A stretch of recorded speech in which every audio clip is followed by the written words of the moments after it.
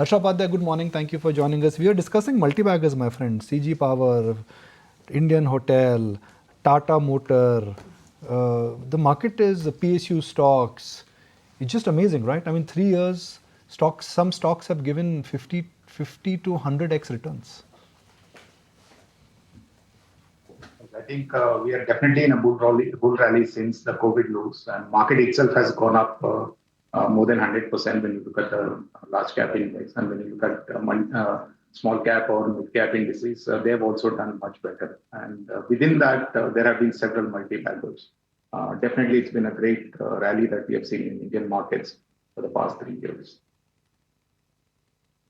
Harsha, what do you make of the Sebi alert or notification which went to AMFI, and AMFI has written to mutual funds that guys be careful, be careful, be careful, buyer beware, put systems in places in the small and the mid cap space. Do you think that will have detrimental impact on flows and the way our mutual funds are doing risk management?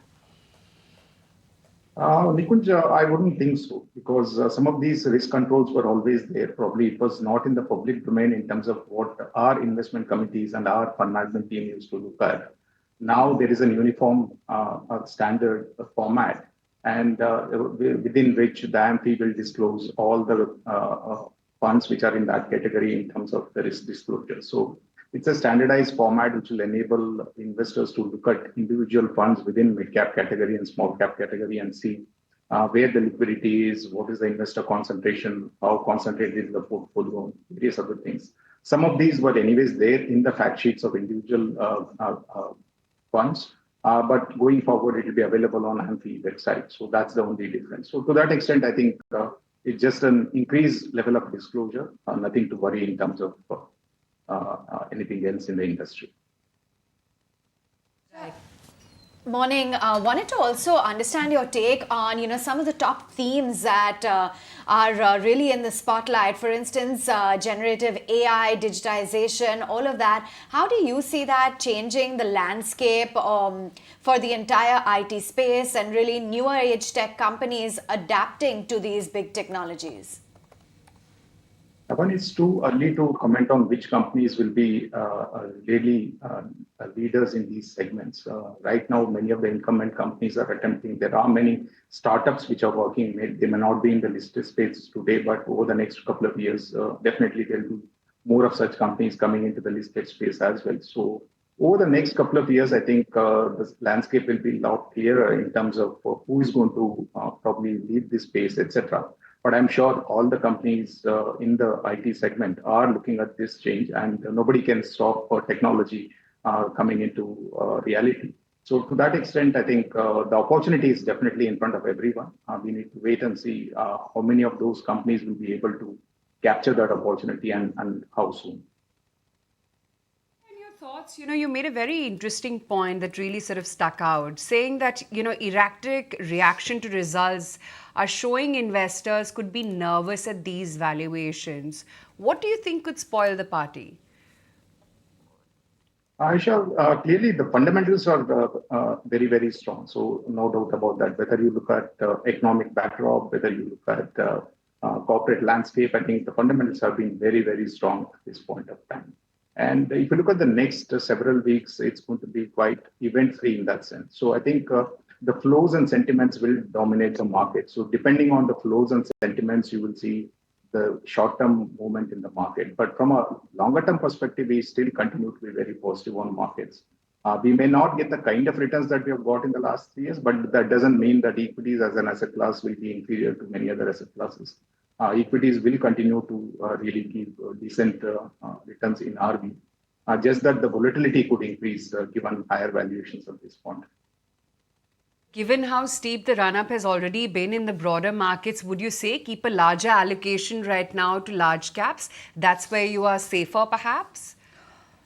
Yes, Aisha, that's a prudent view. I don't know whether everyone will adopt that, because if you look at the recent returns, large caps have definitely underperformed mid and small caps. So many retail investors generally look at past returns and try to take positions. That's where we are making such statements, indicating that this is a segment which is relatively better in terms of valuations. It's not that mid and small caps will not give returns or correct a lot at this point of time. It's just that from a risk reward perspective, probably it makes sense to have a little bit of tilt towards large caps, and that's what we have been suggesting to most of our investors. Harsha, everybody is bullish on private banks. Everybody likes private banks. And when a consensus trade is out there, it rarely moves. So isn't that the challenge with financials, that everybody is invested? The sector will grow, but the appetite to increase, let's say, from a 35% weightage or a 30% weightage is not going to come in. And that becomes a restrictive factor for financials in general. A new buyer has to come in, and that new buyer is not there. True, Nikunj. If you look at very strong returns that come in any sector or any stock, it usually coincides with under ownership as well as improvement in earnings beyond what the market is expecting. And if you look at this segment, the banking and financials, we can't say that it is underowned. Yes, it may be underowned compared to where we were maybe a couple of quarters earlier, but it's still not such an under ownership that any improvement will really drive the markets, will drive this sector to a very large, very high levels.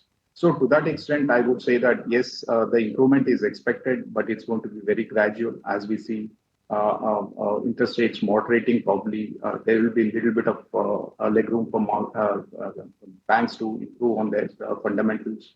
And also right now there is a serious scramble for deposits that also has to kind of normalize. So we'll have a couple of quarters of maybe not such a great set of numbers from the banking segment. I'm talking about private sector banks.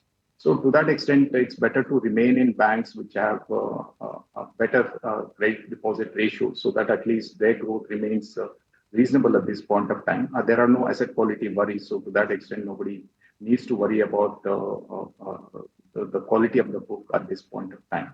Overall, I think it will still do better than what it has done in the recent times, but I don't know whether it will be a leader in terms of driving the markets to newer highs in this cycle, at least in the short term.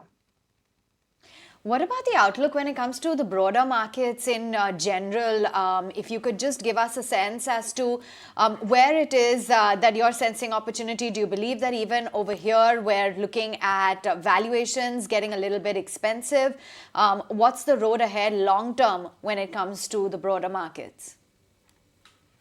Avan, if you look at just the last 3 years of earnings growth, let's say from the COVID lows until now, the market has also moved more or less in line with the earnings that we have seen for the last 3 years, roughly about 30 to 35% CAGR earnings, and that's how the markets have also delivered returns.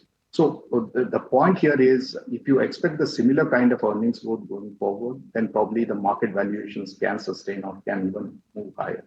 But if there is any hiccup in terms of earnings growth potential going forward for any reason, then I do not think that there is enough cushion in terms of valuations. However, the scenario on the large caps is quite different. The large cap valuation, according to us, is probably expensive by maybe about 6 to 7% from historical range at this point of time. So a shallow correction or time correction would actually improve overall valuations for the large cap segment. So even if there is a correction, I don't think that will sustain for a too long a period. So investors will definitely see positive returns in this segment. However, when you look at mid-cap valuations and small-cap valuations and compare it to historical range of valuations, they are quite high. They would be anywhere between 20 to 45% premium to historical range. So to that extent, if there is any hiccup in terms of the earnings trajectory, we are not seeing any of that right now, but I'm saying since the valuations are high, one should be ready to face that kind of volatility. Then these two segments can depict a lot more volatility than large caps. So, and that's the reason why we are saying that there should be a tilt towards large caps, nothing else.